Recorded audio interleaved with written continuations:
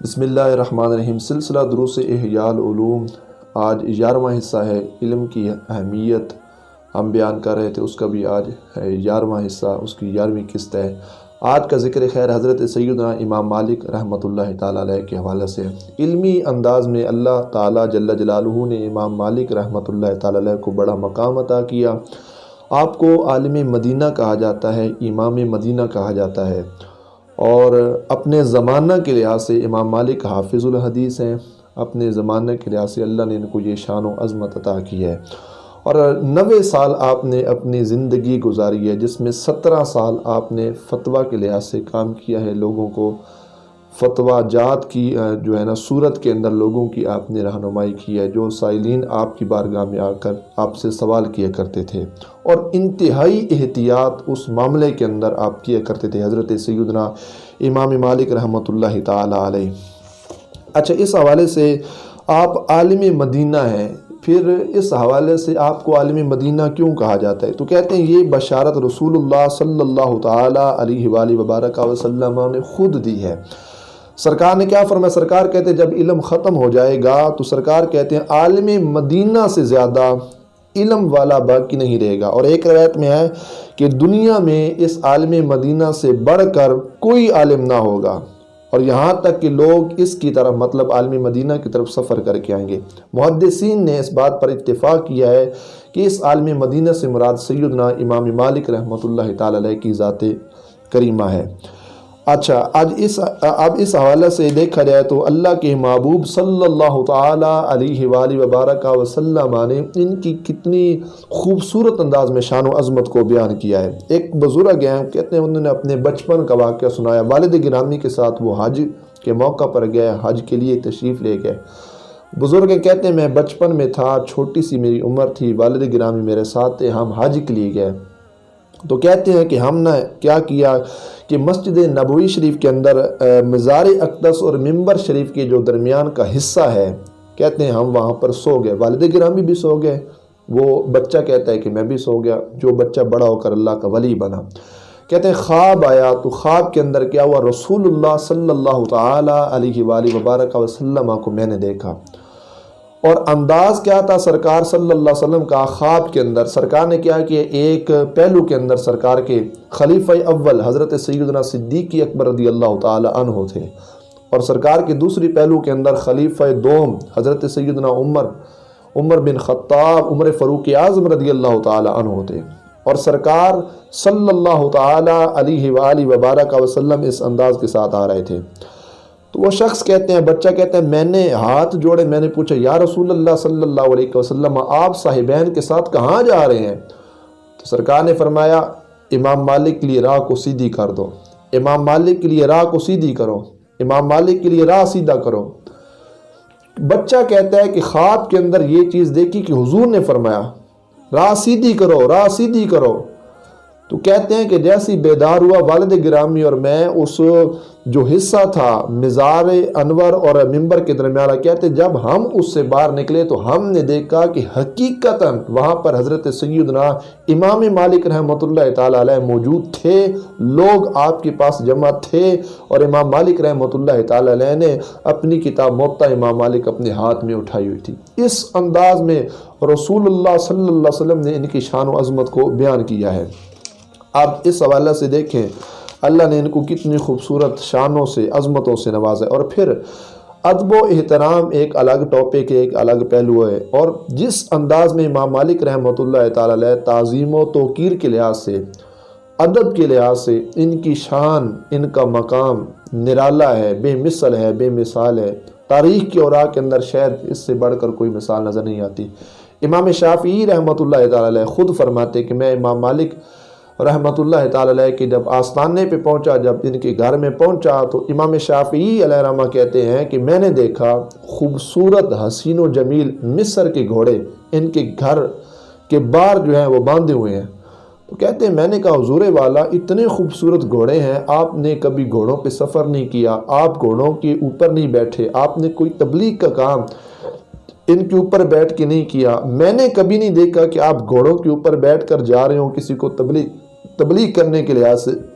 امام مالک نے بڑی خوبصورت بات کی، فرمایا اے شافعی تمہیں نہیں پتا کہ رسول اللہ صلی اللہ تعالی علیہ وآلہ وبارک وسلم کی قدمین شریفین مدینہ پاک کے اندر لگے؟ تو امام مالک کہتے ہیں میرا ایمان، میری محبت، میرا عشق یہ گوارا نہیں کرتا کہ جن راہوں پہ مدینے کے تاجدار نے اپنے قدمین لگائے وہاں امام مالک گھوڑے کے اوپر بیٹھ کر وہ گھوڑے کے قدم ان سرکار کے مقدس قدمین کو گھوڑے اپنے قدموں کی نیچے روند ڈالے، فرمایا میرا عشق یہ بات گوارا نہیں کرتا۔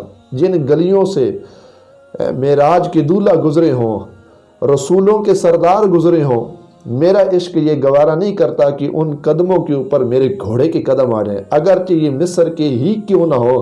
فرمایا میرا عشق ان بات کو گوارا نہیں کرتا۔ فرمایا شافی میں تمہیں تحفہ دیتا ہوں، جاؤ یہ گھوڑے لے جاؤ۔ اتنا احترام امام مالک رحمۃ اللہ تعالی علیہ مدینے کی مٹی کا کرتے تھے، سرکار کی قدمین کا کرتے تھے، وہ امام مالک حضور کی ذات کا کتنا احترام کرتے ہوں گے۔ پھر اس حوالے سے دیکھے جائے امام مالک رحمۃ اللہ تعالی علیہ حدیث پڑھانے کے لحاظ سے ادب کا کتنا اعلیٰ تقاضا تھا۔ جب حدیث پڑھاتے پہلے وضو فرماتے، 2 نفل پڑھتے، اس کے بعد داڑھی مبارک کو کنگھا فرماتے، خوشبو لگاتے، اس کے بعد آپ مسند تدریس پہ بیٹھتے اور لوگوں کو حدیث پڑھاتے۔ حدیث پڑھانے کے دوران ایک دفعہ بچھو نے 17 ڈنگ مارے آپ کی کمر پہ، چہرہ مبارک کا رنگ بدل جاتا ہے، لیکن آپ نے حدیث کو بند نہ کیا، حدیث کی پڑھائی کو نہ چھوڑا۔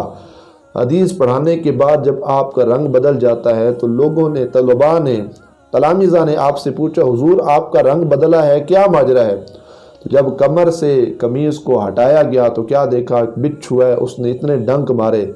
طلباء حیران ہوئے، حضور آپ ہلے نہیں ہیں، آپ کا رنگ بدل گیا، آپ حدیث پڑھاتے گئے۔ آپ نے فرمایا یہ حدیث رسول صلی اللہ تعالی علیہ وآلہ وبارک وسلم کا ادب ہے۔ آپ نے فرمایا کہ میرا ایمان، میری محبت، میرا عشق یہ گوارا نہیں کرتا کہ دنیا کی اس عارضی تکلیف کی وجہ سے میں رسول اللہ صلی اللہ تعالی علیہ وآلہ وبارک وسلم کے فرامین کو ترک کر دوں، چھوڑ دوں، پر میرا عشق اس بات کو گوارا نہیں کرتا۔ جو امام مالک حدیث رسول کا اتنا احترام کرتے ہیں وہ رسول اللہ صلی اللہ علیہ وسلم کی ذات کا کتنا احترام کرتے ہوں گے۔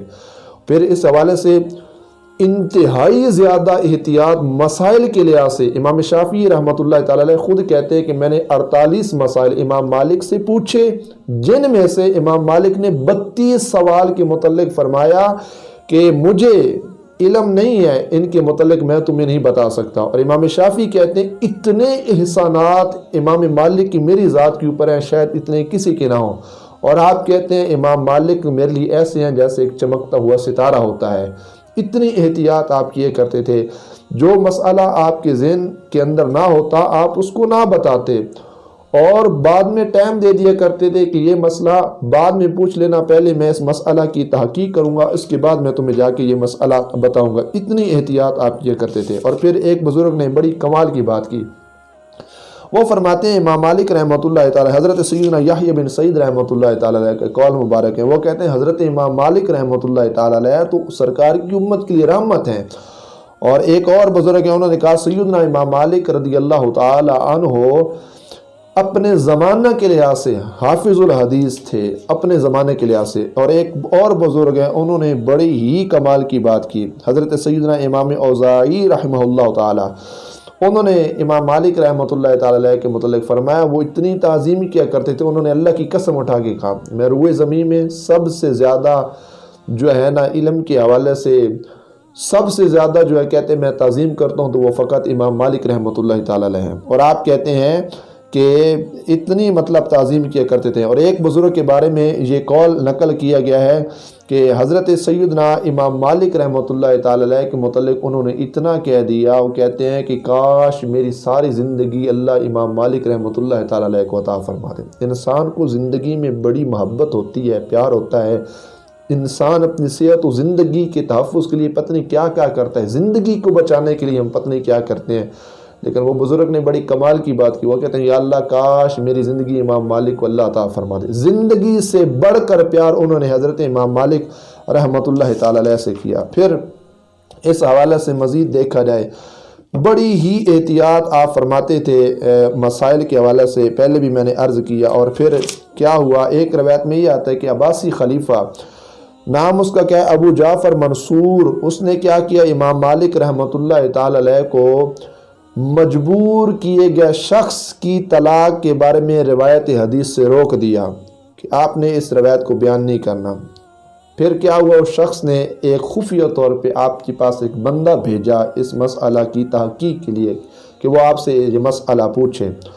تو کہتے ہیں کہ انہوں نے کیا کیا؟ لوگوں کے سامنے یہ بات بیان کر دی کہ جس شخص کو مجبور کیا گیا ہو اس کی طلاق واقع نہیں ہوتی۔ کہتے ہیں کہ جب یہ خبر پہنچی امام ابو جعفر تک جو عباسی خلیفہ تھا، تو انہوں نے کیا کیا؟ امام مالک رحمۃ اللہ تعالی علیہ کو کوڑے لگوائے اور آپ نے روایت حدیث کو نہ چھوڑا۔ اور امام مالک رحمۃ اللہ تعالی علیہ آپ خود فرماتے ہیں، فرمایا جو حدیث کے معاملے میں سچا ہو، حدیث کے معاملے میں بددیانتی نہ کرے، جو صحیح سرکار نے حدیث بیان کی اس کو لوگوں تک ٹھیک ٹھاک پہنچائے، امام مالک کہتے ہیں اللہ اس کی عقل کو سلامتی عطا فرمائے گا، اس کی عقل اس کو نفع دے گی۔ اور آگے آپ نے فرمایا جب وہ محدث حدیث پڑھانے والا جب بوڑھا ہوگا اس کی عقل کمزور نہ ہوگی۔ اور آپ فرماتے ہیں دنیا کے لحاظ سے اس بندے کو کوئی آفت نہیں پہنچے گی جو حدیث صحیح انداز میں لوگوں تک پہنچاتا ہے، حدیث میں ڈنڈا نہیں مارتا، بددیانتی نہیں کرتا۔ اتنی احتیاط امام مالک رحمۃ اللہ تعالی علیہ۔ اور پھر آپ خود فرماتے ہیں، فرمایا فتویٰ کے لحاظ سے امام مالک رحمۃ اللہ تعالی علیہ فرماتے ہیں، فتویٰ کے لحاظ سے اور حدیث کے لحاظ سے، فرمایا جب میں اپنی مسند پہ آیا 70 علماء 70 مشائخ نے میرے حق کے اندر گواہی دی اور انہوں نے کہا کہ واقعی ہی امام مالک فتویٰ اور حدیث پڑھانے کے لحاظ سے زیادہ قابل ہیں۔ کہتے ہیں 70 افراد علماء مشائخ کی گواہی سننے کے بعد فرمایا میں اپنی مسند پہ بیٹھا، جس کے بعد میں نے دین کے کاموں کو شروع کیا۔ اس انداز کے اندر احتیاط کیا کرتے تھے لوگوں کو مسائل حدیث اور فتویٰ کے لحاظ سے۔ اللہ نے ایسی شان و عظمت سے حضرت سیدنا امام مالک رحمۃ اللہ تعالی علیہ کو نوازا۔ اللہ تعالیٰ جل جلالہ کی بارگاہ میں دعا ہے اللہ تعالیٰ عمل کی توفیق عطا فرمائے۔ وآخر دعوانا الحمد للہ رب العالمین۔ اللہم صلی علی سیدنا و مولانا محمد معدل الجود والکرم علیہ وبارک وسلم وسلم۔ یا اللہ کم جو بیان کیا گیا، یا اللہ جو حضرات سنیں گے، یا اللہ تمام کے لیے اس علم کو علم نافع بنا، علم و عمل کے اندر برکت عطا فرما۔ یا اللہ ہم سب کی کاوش کو، محنت کو اپنی بارگاہ میں قبول فرما، ٹوٹی پھوٹی محنت کو یا اللہ اپنی بارگاہ میں قبول فرما۔ حضرت سیدنا امام غزالی رحمہ اللہ تعالی کے درجات بلند فرما، حضرت امام مالک رحمہ اللہ تعالی نے کے درجات اپنی بارگاہ میں بلند فرما۔ صلی اللہ تعالی علی خیر خلق محمد۔